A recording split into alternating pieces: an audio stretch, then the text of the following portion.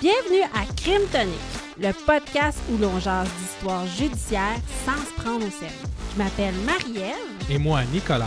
On vous déniche des crimes cocasses et parfois incroyables. On se prend pas au sérieux et souvent, ça dérape. On part ça!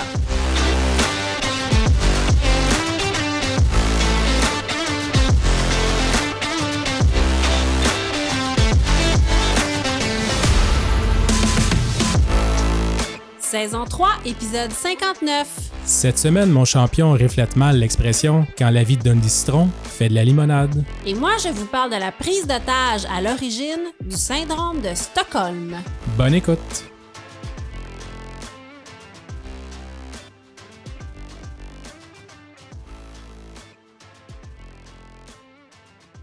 Nicolas, Marie-Ève, comment ça va? tout est tigidou backsack. Tu m'envoies ravi. Hein? Pis toi? Moi, tout est Kit Kat dans le shake and bake. Bon, excellent. À nos auditeurs qui peuvent trouver c'est quoi le inside ici, on vous donne 2 morceaux de robot. Ouais. Ouais, on va vous trouver pas mal bon.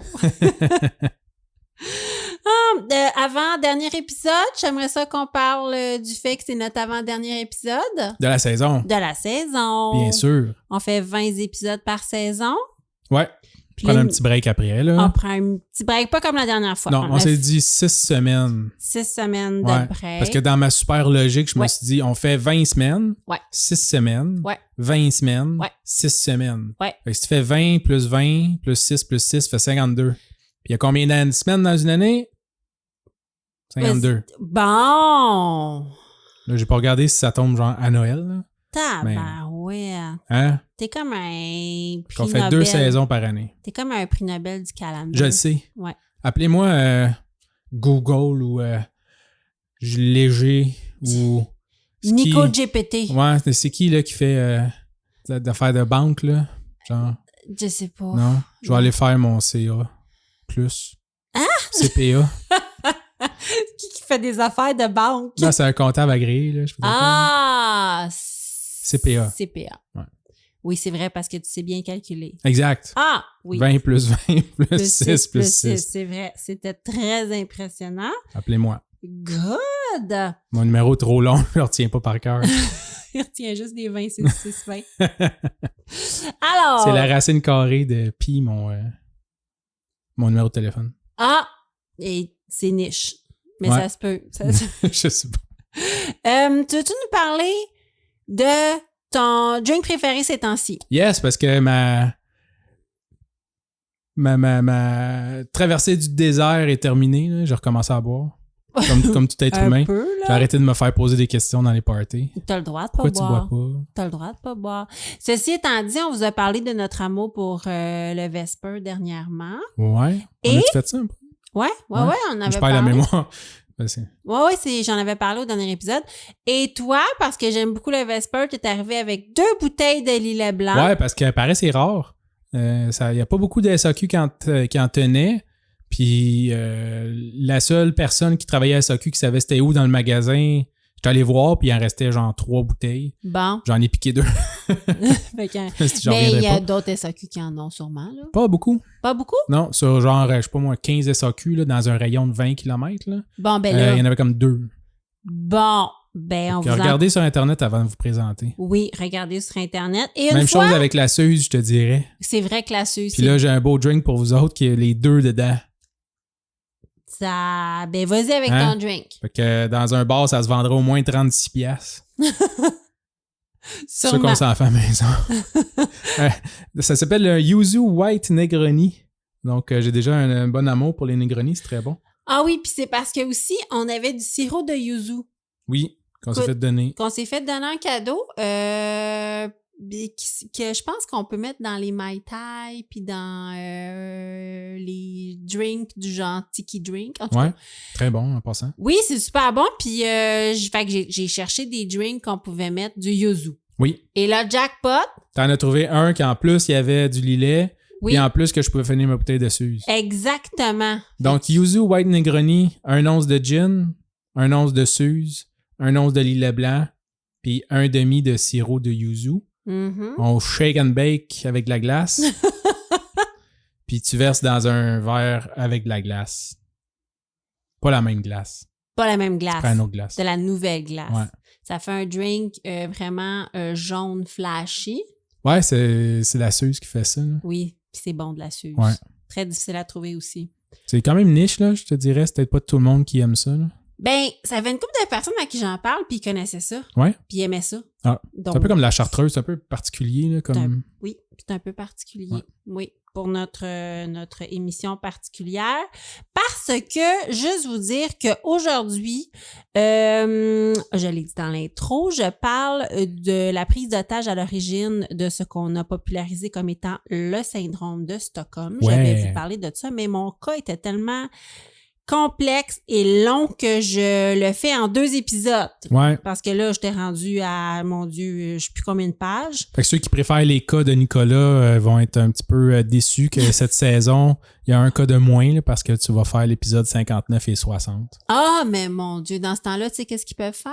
Quoi? S'abonner au Patreon. Ah, ben oui, c'est vrai. Parce que tu feras un cas de plus dans le Patreon. Oui, on va continuer le Patreon pendant notre pause. Là, Oui! donc, Oui, certainement qu'on va continuer le Patreon. Plusieurs cas disponibles en ce moment sur le Patreon. Et j'ai regardé, juste vous dire, que nous sommes 450, 500 presque sur notre groupe Facebook. Wow. Privé, me semble.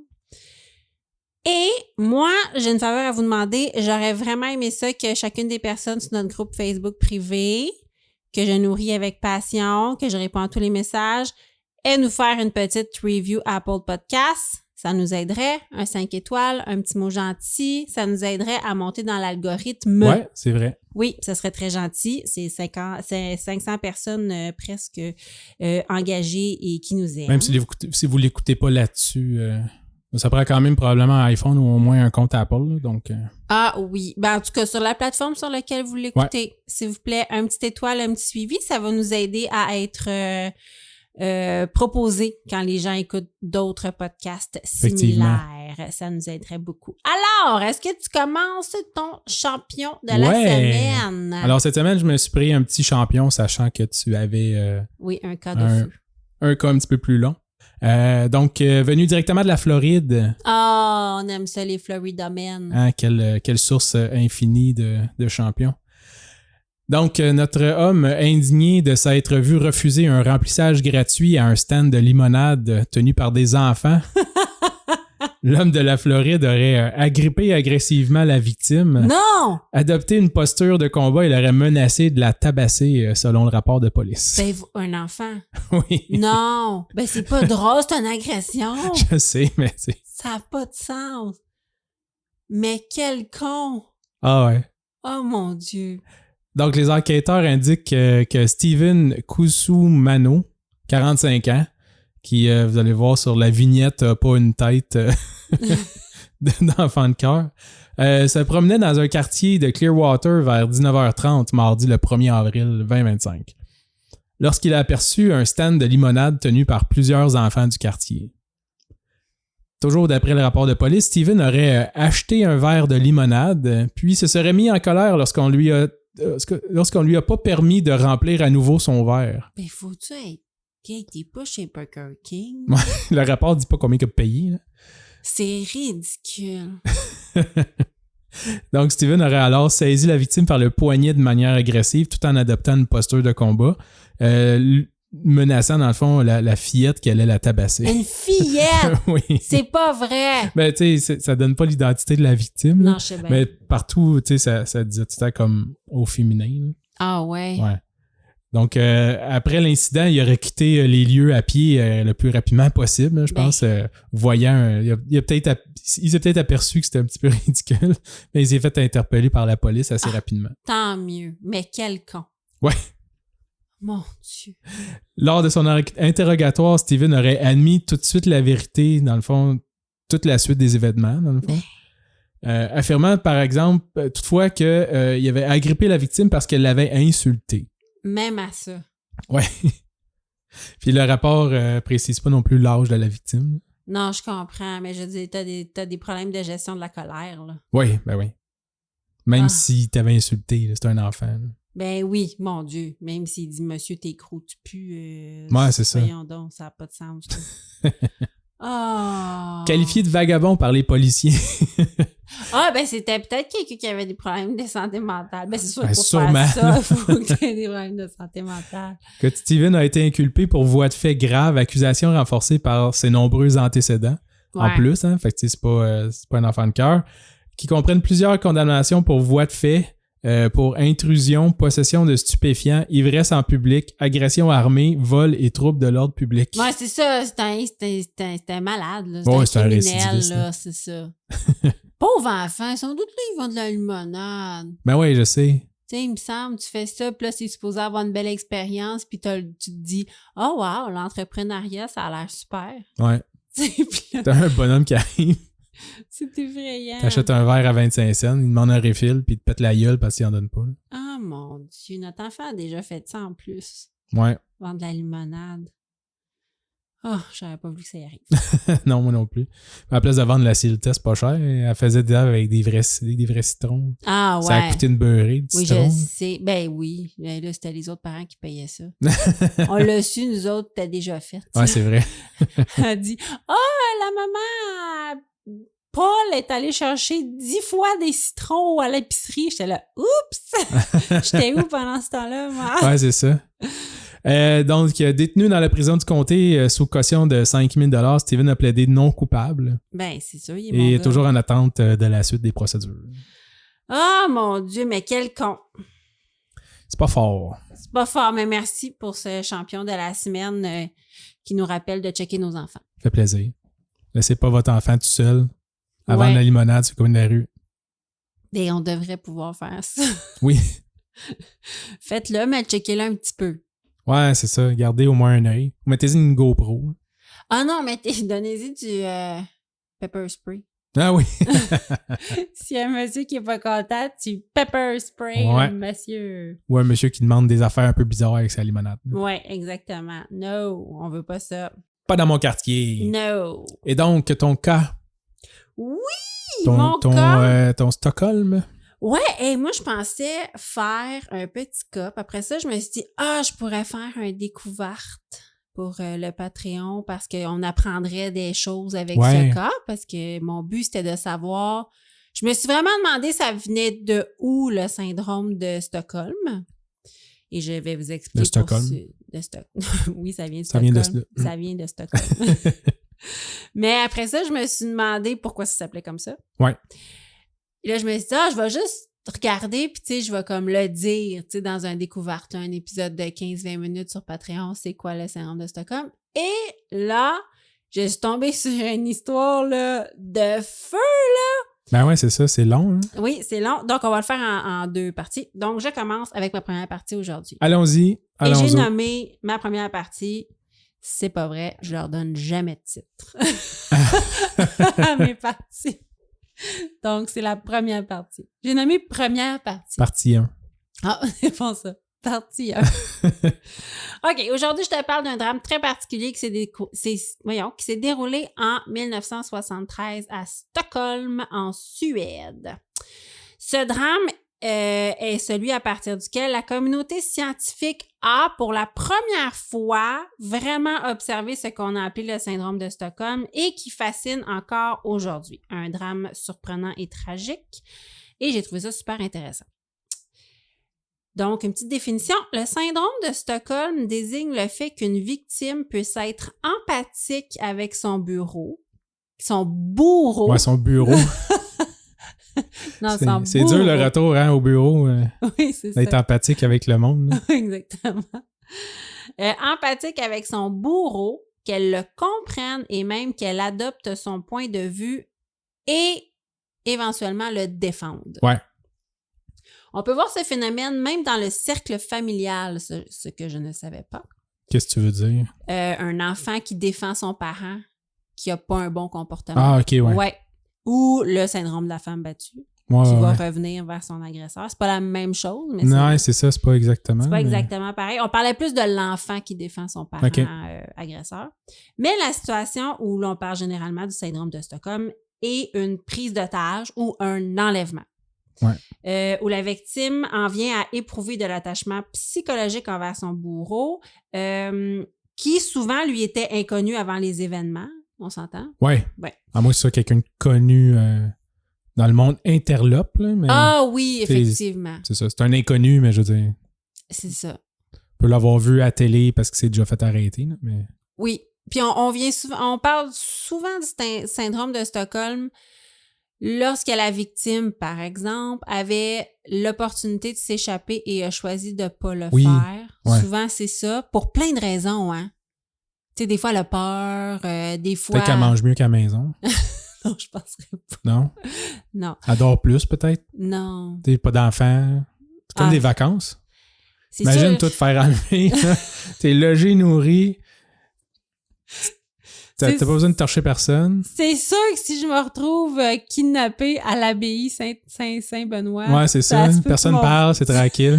Merci, bonsoir. Ça, tu m'en vois jamais. Plus de texto, plus rien. Rien. Hey, hein, c'est la vraie vie. Ah, oui. Tu peux te recentrer sur toi-même pendant ton enlèvement. Vraiment, ça se fait que j'ai un bon On rit, là, mais c'est pas drôle de se faire kidnapper. Exactement. OK. Donc, c'est comme je disais, le bourreau lui était inconnu avant les événements et la victime va lui rester loyale dans certains cas et laisser passer des occasions de s'enfuir par une sorte de loyauté. OK? Elle va parfois avoir tendance à le comprendre, éprouver de la sympathie, adopter son point de vue ou souvent avoir de la tristesse si le bourreau se fait tuer ou même emprisonner à la suite de son délit. Ouais. C'est souvent après coup là, que les victimes se rendent compte qu'ils ont comme de la sympathie. Puis là, ça vient avec une culpabilité. Là. Tu le sais bien là, que c'est quelqu'un de pas correct. Là. Fait que oui, quand tu as le syndrome, souvent, il y a des fois, tu t'en rends pas compte. Puis là, tu te fais dire, hey, cette personne-là, t'as vraiment gâché la vie. Pourquoi tu le défends? Mais il y a des fois, tu te dis, j'éprouve de la sympathie. Comment ça, donc, j'éprouve de la sympathie? Mais c'est un peu aussi, c'est parce que ça doit prendre du temps. Là, je veux dire, oui. Tu ne dois pas développer ce syndrome-là, genre dans 3 heures, quand tu te fais une banque qui se fait voler puis t'es comme un otage pendant 3 heures. Là. Non, ça prend du temps. C'est ça prend du temps, mais c'est un peu comme quand t'es dans un huis clos là, avec du monde. Là, je veux dire, ta réalité change, là, tu viens complètement déconnecté. Tu sais. Du moment où tu sors, tu revois toutes les affaires qui sont normales, entre guillemets. Oui, exactement. Puis, je le dis plus tard, là, mais ça vient chercher des mécanismes de l'enfance, des espèces des couches profondes de l'être humain quand tu bâtissais ce que tu considères être sécuritaire. Puis, quand tu as un bourreau qui t'empêche de sortir, cette personne-là est responsable à 100% de toi, de te nourrir, de te loger. Fait que, il y a comme des mécanismes qui s'enclenchent que tu vas éprouver. Tu peux éprouver de la sympathie pour ce bourreau-là parce que tu es 100% dépendant. Ah, OK. Ouais. Ouais, dans le sens que tu veux qu'il t'aime, donc tu adoptes des comportements qui fait qu'il va t'aimer. C'est ça. Puis donc, tu dis oui, tu... Oui. C'est comme un mécanisme de défense que c'est plus facile aussi pour toi d'endurer ça si tu...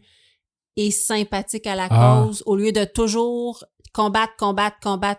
Fait que des fois, c'est ça, c'est que des mécanismes comme subtils et intrinsèques, puis tu t'en rends pas tout le temps compte, mais c'est plus facile de penser que c'est pas totalement fou ce qui se passe. Ouais, c'est plus facile de nager dans le sens du courant que tout le temps à contresens. Ouais, fait que c'est super complexe. Et c'est le psychiatre Niels Bejerot qui a nommé ce phénomène ainsi. Et même si c'est une expression assez utilisée dans la culture populaire et assez connue dans la culture populaire, c'est même pas un diagnostic psychiatrique officiel. Ah donc, non, dans le DSM-5, qui répertorie tous les troubles mentaux, là, qui est une espèce de gros livre d'une référence en psychiatrie, il paraît que ce n'est pas là. Donc, s'il y a des gens qui étudient en psychiatrie, là, je l'ai pas feuilleté, puis j'ai pas ça, moi. La Bible de la psychologie. Non, mais peut-être ma sœur, elle l'a, elle, parce qu'elle a travaillé en psychiatrie. Mais, donc, il paraît que ce n'est pas un diagnostic officiel, mais on dit souvent ça, hein, tu sais, coudonc, t'as-tu le syndrome de Stockholm? En tout cas, même dans la série populaire là, espagnole, là, Casa de Papel, là, qui était super populaire sur Netflix. Tu sais, tous les méchants là-dedans ou tous les voleurs, dans le fond, ils ont des noms de villes. Puis dans la première saison, une des... Là, je vois un gros spoiler, là, je m'en fous, ça fait je sais pas combien d'années. Si vous l'avez pas écouté, tant pis pour vous. Sautez 30 secondes. Ouais, ça, c'est pas... En tout cas, ça a été hypé plus, je trouve, qu'il faut. Mais bref, je vais pas parler de ça, mais dans la première saison, il y a une des clientes, dans le fond, de la banque, là, qui se fait comme kidnapper. Puis éventuellement, elle sympathise avec eux autres, puis elle libère, puis elle finit par aider, puis rester dans cette gang-là. Puis, tu sais, son nom... Fait que tous les méchants ont des noms de villes, là, comme, je sais pas, Tokyo, Paris, whatever. Puis là, dans la deuxième saison, son nom, c'est Stockholm. T'sais. Ah, ben oui. Fait que, tu sais, c'est ça. Pas un petit clin d'œil à ça. Ouais, mais c'est super logique. OK, alors, pour bien comprendre l'histoire à l'origine de toute l'affaire, je t'amène le 23 août 1973 à Stockholm, en Suède, plus précisément à la Sveriges Credit Bank. OK. Ça s'appelle la Credit Bank. Credit Bank. Credit Bank, mais avec un K. À cause c'est Suède. Oui, ouais. C'est ça. Ça vient de la Suède. Comme Ikea. Avec un K. Oui, c'est ça. Ben, il y a beaucoup de mots qui se ressemblent en suédois. Ouais. Mais avec d'autres lettres, comme K. Je vais pas te dire n'importe quoi, mais d'après moi, c'est la même racine que l'anglais ou l'allemand ou des affaires comme ça. Là. Fait que c'est ça. Les mots, à la place d'un C, c'est un K. Ouais. Fait que on l'appelle la Credit Bank tout le long. Ce matin-là, juste après l'ouverture, un homme entre avec tout un arsenal. Une mitraillette, premièrement, mais aussi dans son autre main, une valise qui contient des munitions, des explosifs, des détonateurs, des fusils de détresse, de la corde, un couteau, des chaussettes de laine, des lunettes fumées, des walkie-talkies et une radio. Des chaussettes de laine? Oui. Ça va servir. Froid. Ça va servir, tu vas voir. Tu vas appeler ça dessous puis frapper le monde avec, tu vois? Arrête, c'est pas ça, mais tu vas finir par dévoiler mes punchs. On dit-tu un radio, une radio? Bonne question. C'est ça, je me demandais. Le radio. Je pense que c'est un radio. Oui, c'est un radio. Mais c'est la radio comme écouter la radio. Écouter comme une émission de radio. OK. Bon, bien, il rentre avec un radio. Mais c'est un radio émetteur, mettons. Oui, c'est un. Oui, un. OK, un radio.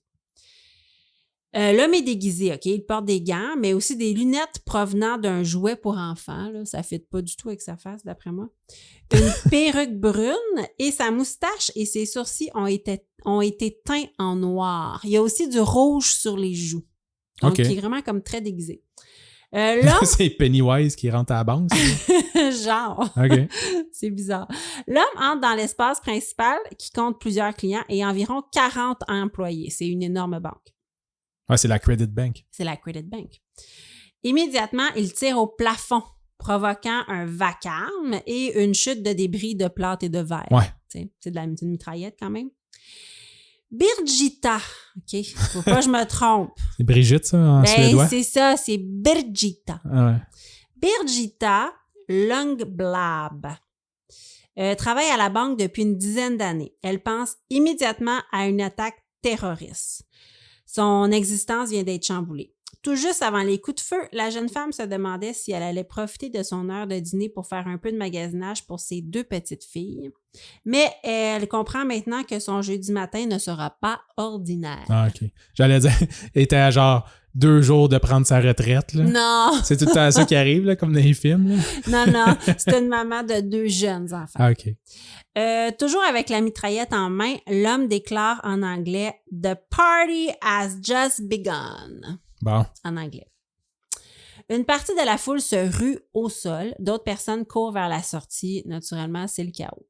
L'homme dépose sa radio. Ah, son radio. Tu vois, je ne savais pas. L'homme dépose son radio sur un comptoir de service et met de la musique rock à un volume super élevé.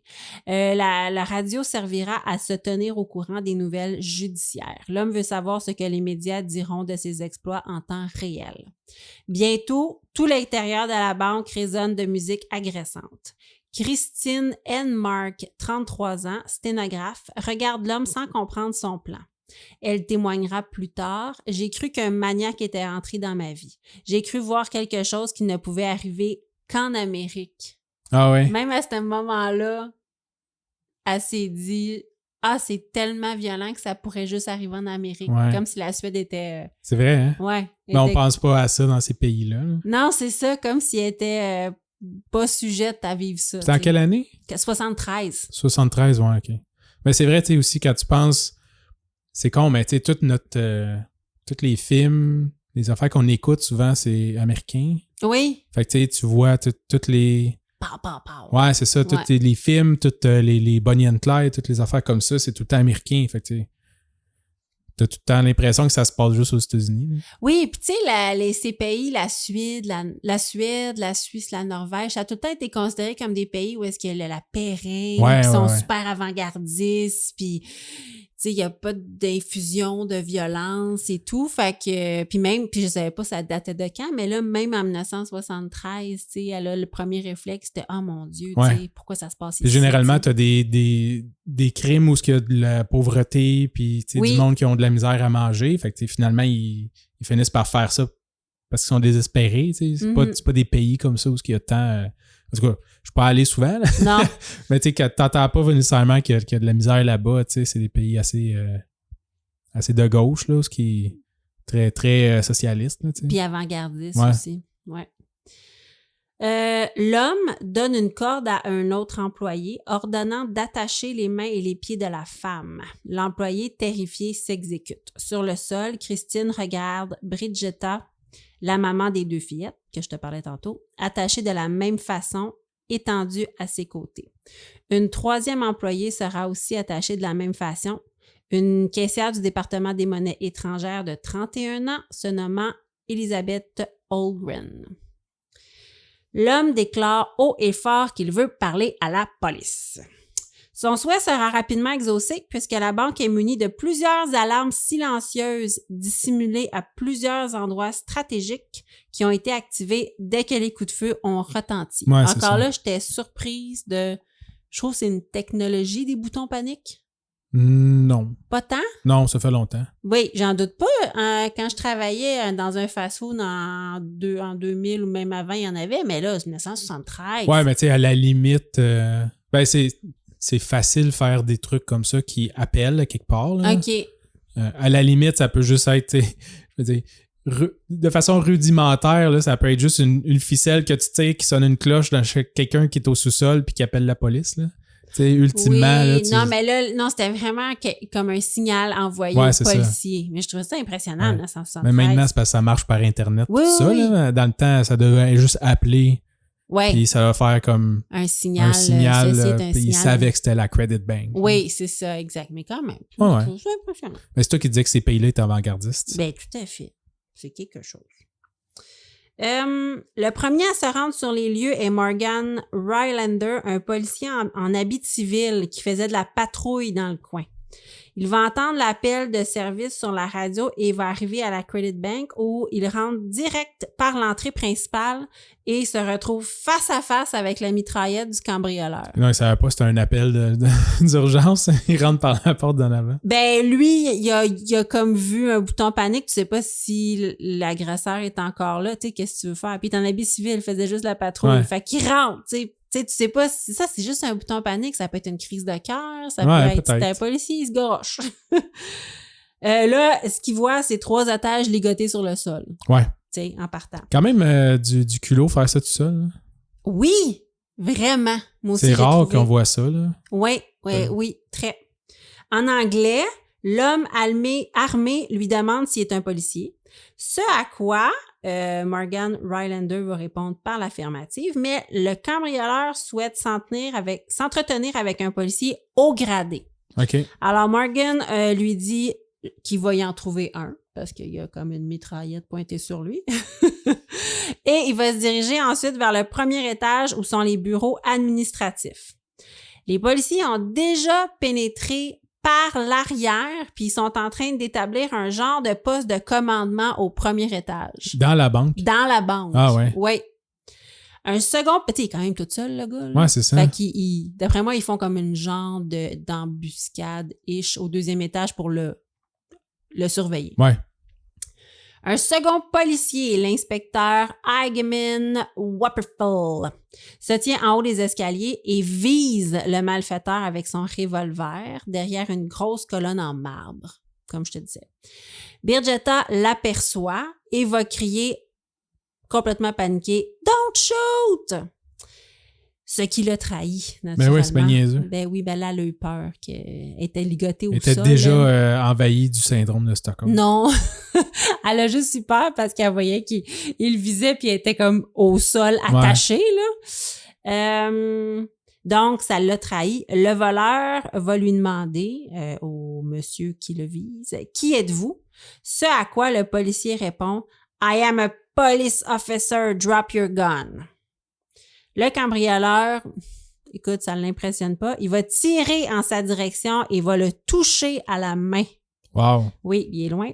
Fin de la tentative semi-héroïque, le policier s'enfuit avec sa main ensanglantée. Et ensanglanté. ensanglanté. En fait, il est bouleversé. Il a une boule dans la gorge et il verse quelques larmes. Alors, Rylander, notre policier en civil qui voulait lui trouver un policier haut gradé, revient et lui dit qu'un policier haut placé est en route. Le voleur le nargue en lui demandant, il avait comme sa mitraillette, puis il dit genre, est-ce que tu crois que je pourrais t'atteindre si je te shootais d'ici? Avec son arme à peu près à 3 mètres. Puis ensuite, le malfaiteur va même demander à Rylander de chanter une chanson. Tu sais, c'est vraiment... Ah oui? Ouais, c'est chiant. Il a pas tiré au pied en faisant comme danse. Non, c'est ça. Mais c'est super drôle parce que Rylander va chanter Lonesome Cowboy. Ah oui? C'est malade. Pour le satisfaire. Il va dire, je me sentais toute seule, genre. Puis c'est la première chanson qui m'est venue à la tête. Wow. Ouais. Puis tu sais, c'est ça que ça m'a fait penser, tu sais, quand tu tires au sol, il faisait ça comme dans le Far West. Dans Lucky Luke, il faisait ça. Oui, c'est ça. Fait que là, il va chanter Lonesome Cowboy. Je pourrais pas t'en chanter. I'm a poor lonesome cowboy. Oui, c'est ça, hein? I'm a long, long way from home. Oh. Ouais, c'est ça. J'écoutais ça, Lucky Luke, quand j'étais jeune. Pendant l'attente, il demande à Rylander de vider la banque des personnes qui sont encore là, sauf les 3 otages. Fait que là, sauf Birgitta. Là, je vais l'appeler Brigitta puis Birgitta. J'ai bien de la misère à dire ce mot-là. La Bridge. Brigitta. On dirait un nom de Dragon Ball. Birgitta. OK. Les trois otages, Birgitta, Kristen et Elizabeth, sont ligotés. Mais Rylander va escorter les autres clients et employés par groupe de 2 ou 3 jusqu'à l'extérieur par la porte principale. Et à la fin, lui aussi, il va quitter. Le policier chargé des négociations pendant tout le long de notre drame s'appelle Sven Torander. Donc, on l'appelle Torander. Là. Il va être Sven? Non. Je peux pas parce qu'il y a quelqu'un d'autre plus tard qui va s'appeler Sven. Ah, OK. Quand t'es en Suède, tout le monde s'appelle Sven. Ouais, il va en avoir un autre, justement. Fait que Torander, c'est un monsieur de 56 ans. C'est le chef de la police de l'unité des homicides et violences de Stockholm. OK. Donc, Torander va être responsable là, de toutes les prises de décision jusqu'à la fin. Pas mal. Il y en a 2, là, mais surtout lui. Le voleur va l'accueillir avec sa mitraillette et lui ordonne d'enlever son manteau pour vérifier s'il n'est pas armé. Bon. Là, on arrive aux conditions. Les conditions pour libérer les otages sont super simples et claires. Premièrement, il souhaite que la police lui livre son complice parce qu'il veut pas être tout seul. Ah. Fait qu'il va dire « Allez chercher mon ami. » C'est quoi, t'as pas dû donner un lift? Tu vas voir. Non, son ami est en prison. Ouais, c'est ça. Il s'appelle Clark Olofsson. Et il veut qu'on lui livre son complice cet après-midi même. Clark purge une peine de 6 ans de pénitencier à 90 000 $ pour vol et complicité dans le meurtre d'un policier. Deuxièmement, le pas fin, il veut l'équivalent de 710 000 $. OK. La moitié de l'argent en argent suédois et l'autre moitié en monnaie étrangère. Il veut aussi Laquelle? Ah, mais là, toutes. 1 pièce de chacune.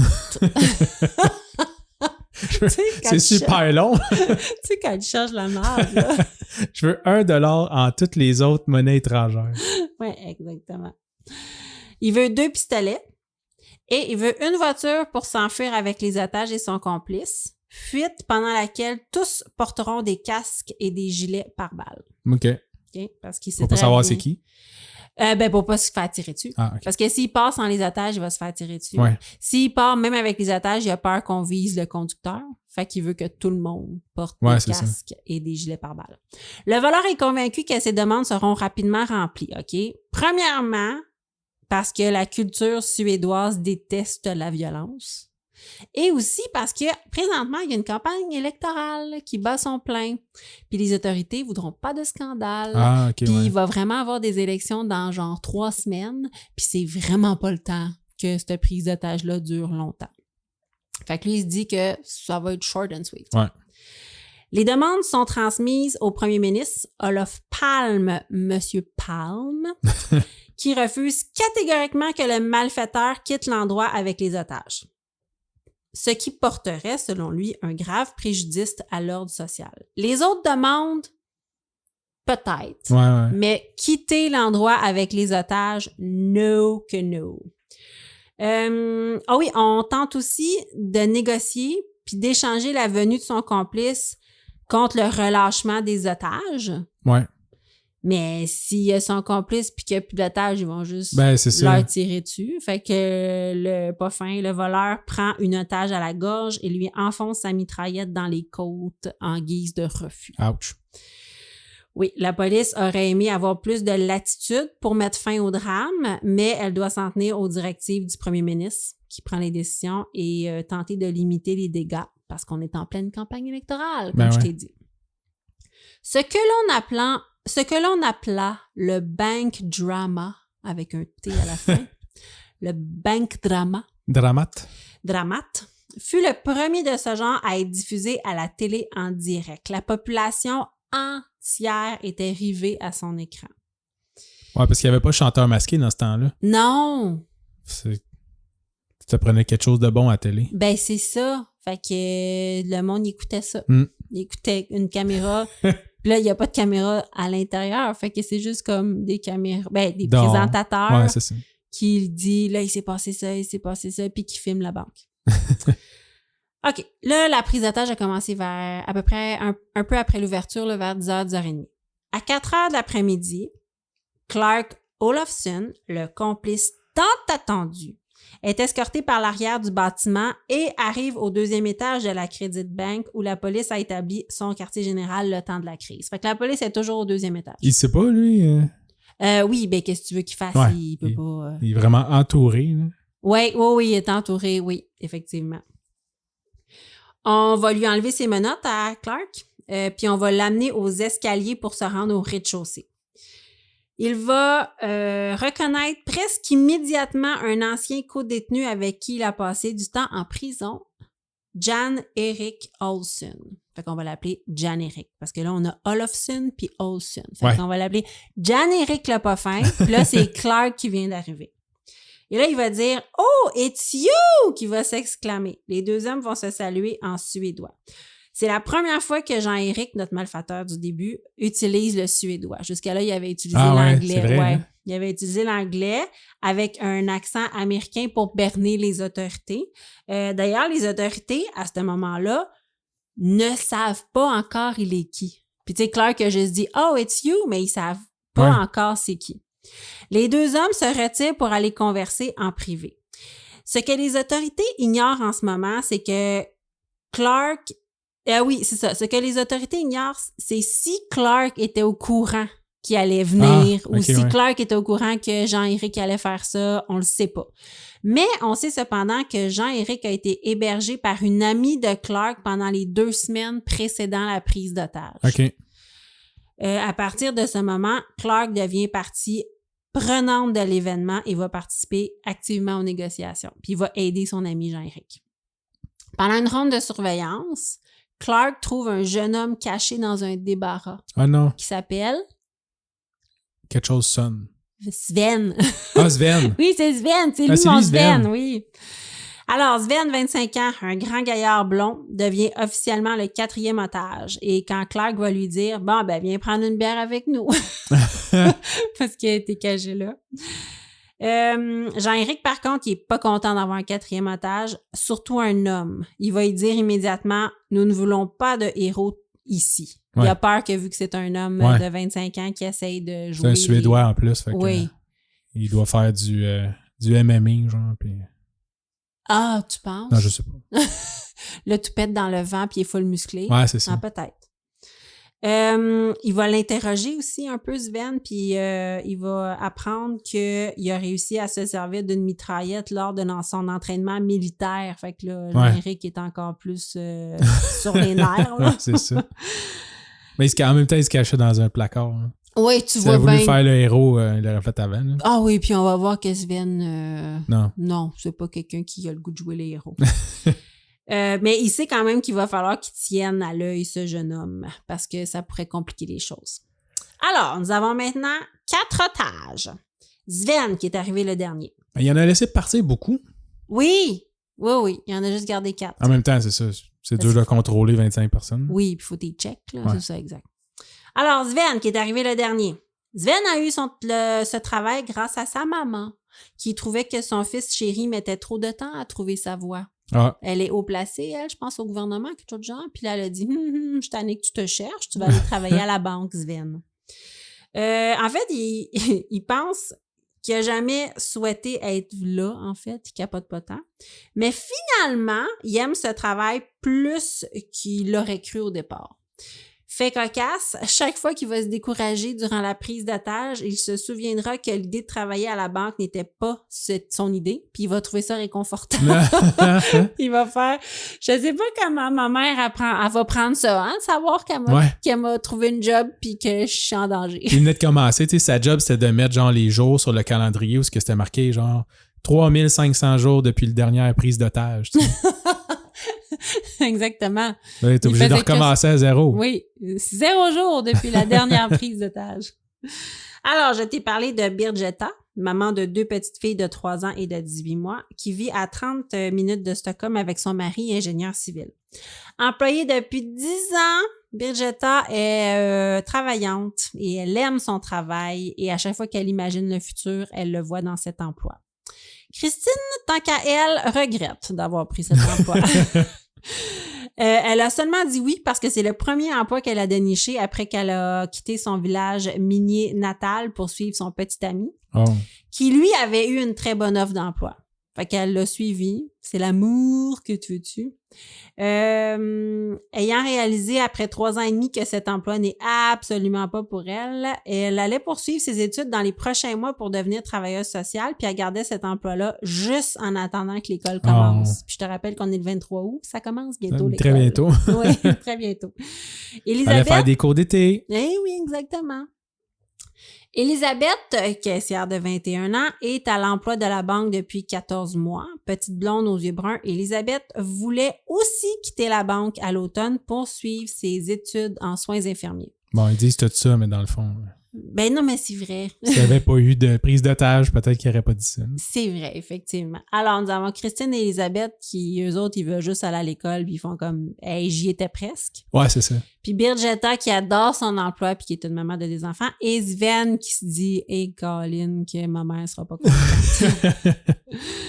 OK. Jean-Éric se déplace seulement à l'intérieur de la banque entouré des otages parce qu'il a repéré des tireurs d'élite sur les étages des bâtiments adjacents. Ben, c'est ça. Puis en plus, ils sont au 2e étage. Puis Non, mais dans les bâtiments adjacents dehors. Il a peur de se faire tirer aussi à travers les vitres. Fait qu'il marche, mais oui, au 2e étage en plus. De cette façon, il n'ouvre pas d'ouverture au tireur qui puisse le neutraliser. Il y a une Mustang bleue qui est stationnée devant la banque, qui est pour lui, en fait. Ils ont déniché l'auto, comme il avait dit. Mais ils sont pas autorisés, Clark et Jean-Éric, à quitter avec les otages, so far. Jean-Éric sait que sans les otages, la garantie que la police les laisseront filer ne vaut rien. Ben, c'est ça. Puis la police, elle l'a avoué aussi, elle a fait « Ouais, non, c'était pas une vraie garantie. » On lui a dit « Vas-y, mais c'est ça, tu sais. Ça vaut pas la peine. » C'est pas comme si la police était obligée de respecter ses promesses. C'est ça, c'est direct ça qu'il a dit. Torrender, il a dit « Moi, il dit quand quelqu'un m'arrache une promesse par la force, je me sens pas obligée de la tenir. » Non, c'est ça. C'est ça. Donc, il n'y a aucune garantie que la police va les laisser filer. Puis il a raison. La voiture est équipée d'un radar. C'est sûr qu'on est en 1973. Là. C'est pas un GPS. C'est super visible là, sur le top. Là. C'est une grosse machine avec un moteur. Quasiment. Un radar, puis il y a des hélicoptères qui attendent qu'un mouvement de la cible pour la traquer. Il y a 3 hélicoptères au-dessus de la voiture. Ouais. C'est pour ça que quand ils ont dit « Vas-y, mais sans les otages », Jean-Éric a fait « Moi, non, c'est ça. » Il y a genre des cordes là, qui tiennent. Là, oui. Dès qu'ils rentrent dans le char, les hélicoptères, ils partent avec le char. Ils drop dans le lac. Il y a des gardes qui sont postés aux 2 aéroports de la ville. De toute façon, les clés, c'est la police qui les a pour l'instant. Là. Fait que, tu sais, il peut pas partir comme ça. Les autorités refusent toujours que Jean-Éric et Clark amènent les otages avec eux. On pense que les ravisseurs ont un contact à l'extérieur et ont possiblement nolisé un hydravion avec l'aide d'un groupe criminalisé suédois pour fuir vers le Liban. D'ailleurs, Clark avait déjà réussi à s'évader de prison plusieurs fois auparavant, atteignant une fois le Liban. C'est pour ça qu'il pense au Liban. OK. Clark participe au plan dans lequel son ami l'a entraîné. Il fait constamment des rondes de reconnaissance afin de vérifier la présence de policiers aux alentours. À l'aide des explosifs, il va aussi faire exploser un tiroir-caisse vidant son contenu de 90 000 couronnes. Il va trouver aussi les bandes vidéo sur lesquelles on a enregistré la prise d'otage. Il va les brûler pour être sûr d'effacer le plus de preuves possible. À partir de ce moment-là, Jean-Éric va décider de déménager le petit groupe dans une voûte servant au dépôt. L'endroit est assez étroit, 47 pieds de long par 11 pieds de largeur et 7 pieds et demi de haut. Ouais, ça ne doit pas respirer beaucoup là-dedans non plus. Non, effectivement. Les murs de la voûte sont couverts de 600 petits casiers remplis d'objets de valeur de toutes sortes, parce que les clients mettent les objets de valeur dans les petits casiers. Il y a 4 petits bureaux, des chaises, des poubelles et même un téléphone, ce qui facilite la communication avec l'extérieur. C'est proche des toilettes, hein? Et puis, c'est super proche, juste en face de l'escalier, qu'on va renommer le chat staircase, puisque la police a pris possession du 2e étage, comme je t'ai dit, puis tous les échanges qu'on va faire vont se dérouler dans les escaliers. Ben, c'est ça, il peut parler partir de là. Il peut parler ou il peut prendre un téléphone dans la voûte aussi. Ouais, parce que là, la police va se mettre à intercepter tout, naturellement, les téléphones entrants et sortants, puis quand il va vouloir appeler quelque part, il va parler à la police. Mais s'il y a des échanges de vivres, de nourriture, des demandes, des cigarettes qu'il va demander plus tard, ça va se faire dans les escaliers. C'est sûr que dans les années 70... Des cigarettes. Oui, c'est ça. Je sais pas comment ça, il n'amenait pas un carton avec lui, sachant qu'il faisait une prise d'otage. Je sais pas, hein? Il arrivait tout le temps à court de cigarettes à un moment donné. Donc, comme c'est ça que je disais, on va échanger des informations, mais possiblement de la nourriture, puis peut-être même de l'argent. L'entrée de la voûte, il y a 2 portes, une après l'autre. Donc, il y a une porte intérieure, puis il y a une porte extérieure. La porte extérieure, c'est la porte là, blindée, là, immense, là, tu sais, comme zoom, là, tu peux barrer ça. Puis la porte intérieure, c'est une petite porte qui se barre même pas. OK. C'est juste pour avoir un peu d'intimité. Si jamais tu veux mettre de quoi dans le casier, tu veux pas que les gens te voient. Une personne qui chercherait à rentrer dans l'espace ou à fermer la porte se trouverait immédiatement exposée. Donc, Jean-Éric trouve que c'est plus facile dans un petit espace comme ça de surveiller tous les otages. Il y a juste une entrée. Puis en plus, c'est que s'il y a un policier qui se présente, il va être obligé d'être devant la porte puis il va se trouver exposé puis il va se faire tirer. Lorsque Elisabeth va se plaindre de devenir claustrophobe dans ce petit espace, petit espace, c'est quand même 47 pieds de long, là, mais c'est juste étroit. Ouais, c'est ça. Jean-Éric va lui attacher une corde autour du cou pour lui permettre de sortir de la voûte sans s'échapper, ouais. Étrangement, Elisabeth va être reconnaissante parce qu'elle étouffait vraiment dans cet espace. C'est moins pire quand même. Oui, parce qu'elle trouvait ça moins pire. Puis elle va considérer Jean-Éric comme compréhensif. Christine et Birgitta vont avoir la permission aussi d'aller à la salle de bain par elles-mêmes. Une certaine confiance va s'installer entre les otages et les ravisseurs. Les otages vont commencer à éprouver une certaine loyauté les uns envers les autres. Fait que, mettons, Bridgetta puis Christine vont pas se sauver en allant aux toilettes parce qu'ils savent qu'il y en a d'autres qui pourraient être en danger. Mais aussi un peu entre les otages, Jean-Éric et Clark. Durant un trajet vers la salle de bain, les deux femmes vont croiser un policier caché sous les escaliers qui va lui refaire des grands signes pour savoir c'est quoi exactement le nombre d'otages. C'est s'il y en a plus qu'on pense. Puis Christine va lui montrer le compte de 4 avec sa main. Mais après ça, elle va se sentir comme un peu traite. Elle va comme avoir peur. Ah ouais? Ouais, elle va se sentir comme j'ai-tu fait la bonne chose? C'est-tu dangereux ce que j'ai fait? C'est-tu la bonne affaire que j'ai faite? Mais je peux comprendre parce que tu te dis, est-ce que les policiers vont prendre des risques, tu sais, en sachant qu'on est juste 4? C'est ça. Ou tu sais, c'est vrai qu'à un moment donné, tu peux peut-être faire confiance aux bandits en te disant, ben, tu sais, il m'a pas fait de mal ou n'importe quoi. Tu sais, tant que je le trahis pas, il va juste me laisser là puis il va s'en aller. Tu sais, ça va se finir à mener puis je vais être correct, tu sais. Ben, c'est ça. Puis là, à chaque fois, tu sais, comme à date, ce qui s'est passé, c'est un policier qui les vise. Ouais. Puis là, finalement, tu sais, c'est comme si les policiers prenaient des risques, ils visent le malfaiteur riposte. Mais là, eux autres sont dans le milieu de tout ça, là. Fait que là, dans leur tête, en ce moment, ils trouvent que les policiers sont pas très aidants. Ouais, là. c'est ça. Puis le temps avance, on est rendu le soir, là. Ouais, c'est toute la journée, là. Ça C'est commence à être long, long. là, c'est ça. Bridgetta, naturellement, va penser constamment à ses enfants, puis elle va se dire « Oh mon Dieu! » Ça va me coûter cher de garderie. Non, elle a une nanny. Ah, OK. Mais elle va se dire « J'aurais pu faire un pas de plus vers le policier, puis j'aurais pu être sauvée de la prise d'otage, mais terrorisée à l'idée que les autres soient encore plus en danger, elle le fera pas. » D'ailleurs, tout au long de la prise d'otage, Bridgetta va se sentir un peu seule et isolée parce que elle est comme un peu plus mature que les deux autres femmes, puis elle est complètement angoissée à l'idée de laisser ses filles avec son mari. Écoute, ça revient tellement là dans le cas à quel point qu'elle se dit « Je peux pas laisser mes filles avec mon mari, il sera pas capable de s'en occuper. » OK, dans ce sens-là. Oui. Je veux dire, c'est comme je disais tantôt, tu sais, est mieux là qu'avec son mari à la maison. Non, parce que non, c'est vraiment comme il saura pas comment s'en occuper. Puis elle travaille, là. Tu sais, lui aussi, il travaille, là. Mais même à ça, et la charge mentale quand tu nous tiens.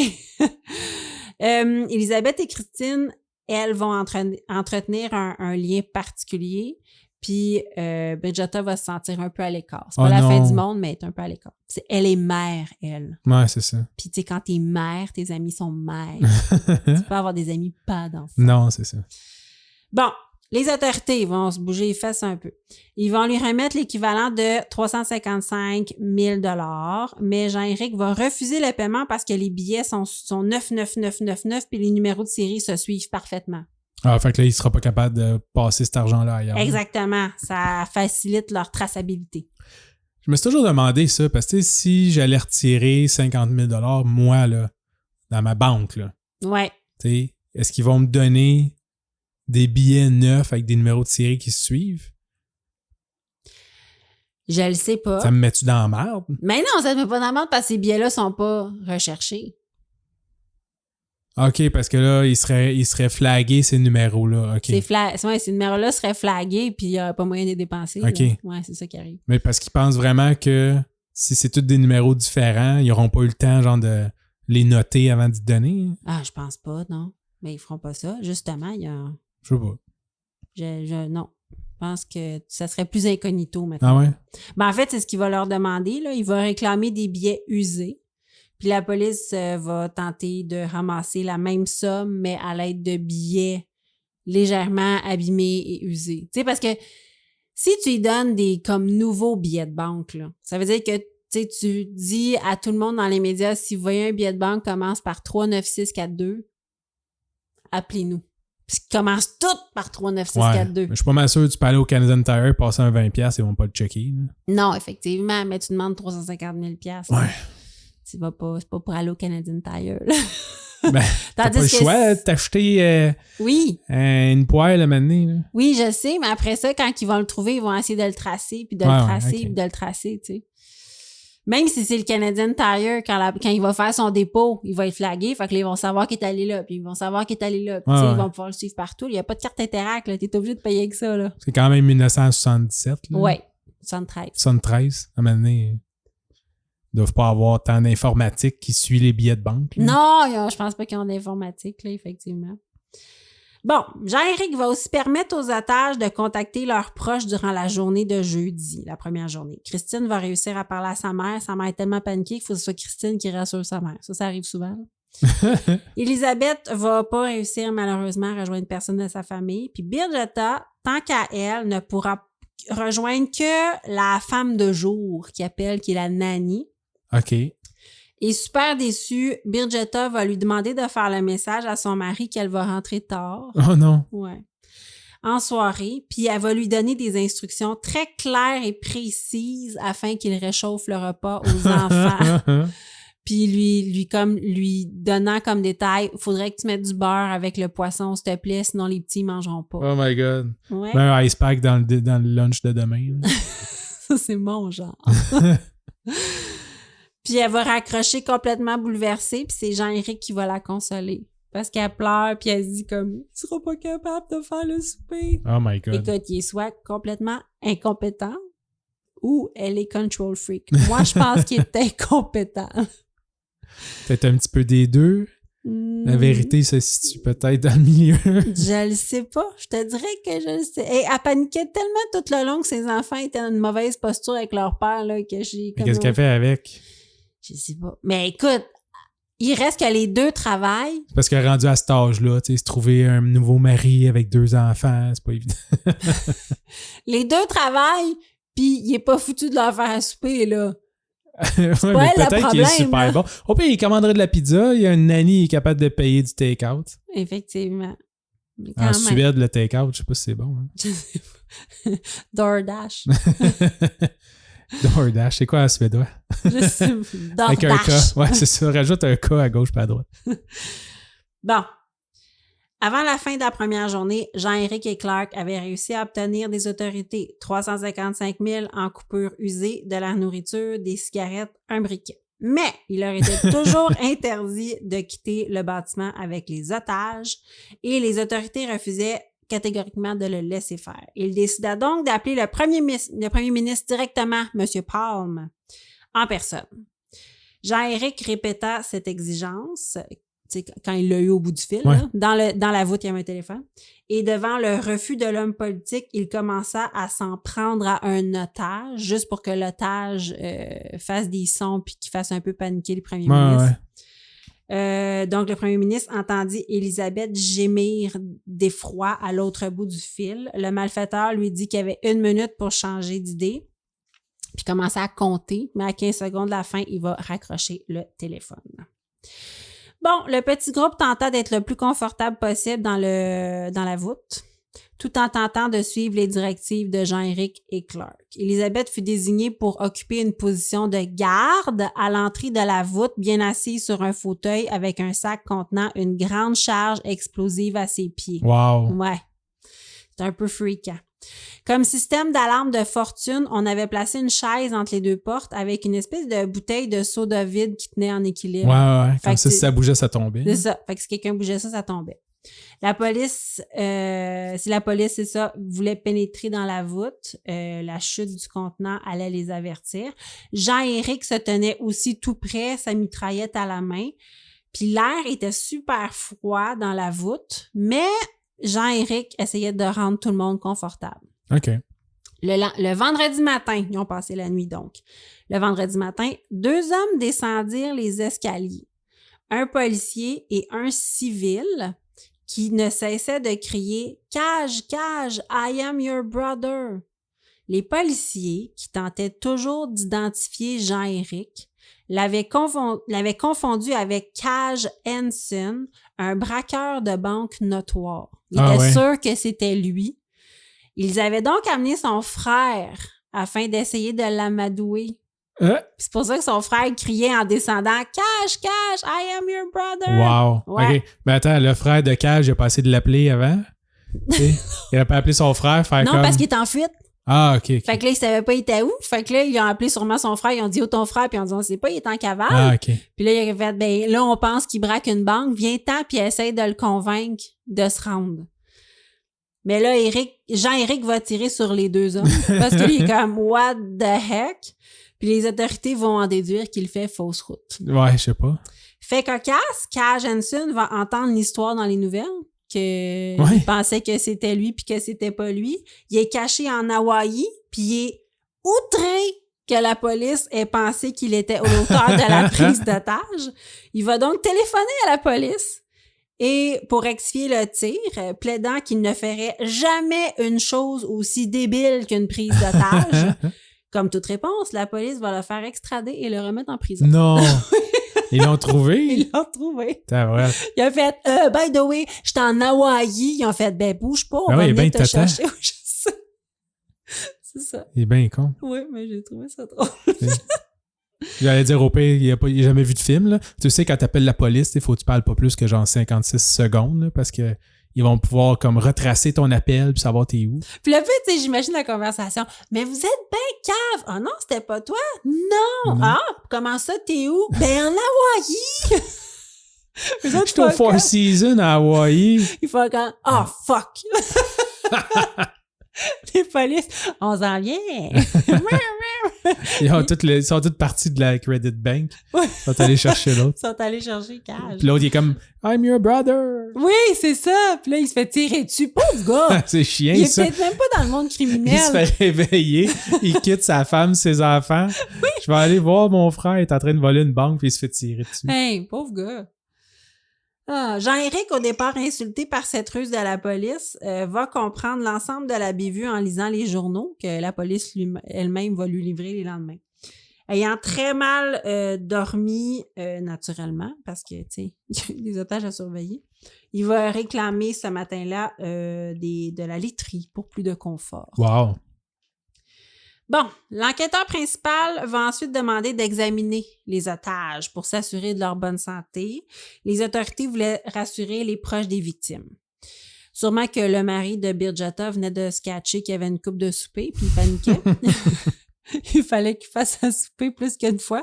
Il a passé une sale soirée avec un enfant de 3 ans et un enfant de 18 mois. Ouais, c'est ça. Hein? Puis il a fait « Excuse, ma femme est dans la banque. » Mais je vais te donner un truc, là. Commande une pizza extra large, comme il t'en reste pour le lendemain. Ah, toi, t'es prévoyant. Mm-hmm. Mm-hmm.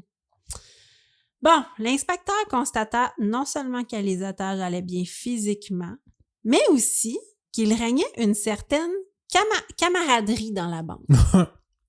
Ça commence. Ça commence. De plus, les otages ont demandé de quitter la banque avec les 2 ravisseurs, ce qui a énormément étonné le commissaire en charge, un certain Lindroth. Mais tu sais, c'est sûr, là. Moi aussi, il me semble que je ferais ça. Maintenant, je ferais comme, gars, je vais y aller avec toi. Ouais, c'est ça. Tu sais, tu vas pas me tirer, là. Non, je veux dire, gars, je vais ça. me coller sur toi, là. On va aller en voiture, puis tu t'en iras, puis tu me laisseras là, genre, puis tout va être bien. Tu vas partir avec ton cash, c'est ça que tu veux. Ben, c'est ça, exactement. Puis tu me dropperas quelque part sur le bord de la route. C'est ça. Puis si tu veux faire avec moi, là, je veux dire, je comprends qu'il faut que tu sortes d'ici, puis à un moment donné, tu me dropperas, puis tout va, tu sais, comme tu t'en irais avec ton cash. En fait, durant l'inspection des otages, les otages se montraient un peu hostiles envers la police parce que, ils leur reprochaient de ne pas en faire assez. Ben oui. Puis deuxièmement, à chaque fois qu'ils faisaient de quoi, ça mettait leur vie en danger. Ouais, c'est ça. Fait qu'ils sont comme un peu tannés, là, ouais. Puis ils étaient comme plus sympathiques les uns envers les autres parce qu'ils créent des liens. Puis même avec les ravisseurs, que les ravisseurs font comme... Ben oui, là, c'est sûr qu'ils ont fait une prise d'otage, là, mais on dirait qu'ils mettent moins leur vie en danger que les policiers, tu sais. Ce constat va étonner beaucoup les forces de l'ordre qui vont pas comprendre l'attitude de la bande. Et là, la semaine prochaine! Oh non, la suite, la prochaine fois. Oui, je vais commencer en vous parlant de Christine qui va téléphoner au premier ministre pour plaider sa cause. Bon. À 5h dans la soirée de vendredi. Donc, je vais vous parler de Christine qui va dire « Monsieur le ministre, faites de quoi? On est tout à bout ici. » Je suis outré. Exactement. Donc, la suite la semaine prochaine. C'est très bon. Ben, t'es pas prête pour le reste. Ben là, c'est ça. Ça va dégénérer. Ouais, je suis déçu qu'on fasse en 2 parties. Je sais, t'as de la peine, hein? Ouais. Oui, Seigneur. On va brailler jusqu'à la semaine prochaine. Mais non, pleure pas. On va enregistrer ça tout de suite. Alors, on vous laisse avec le mot de la fin. Si vous faites le mal, Faites-le bien. ciao! Ciao!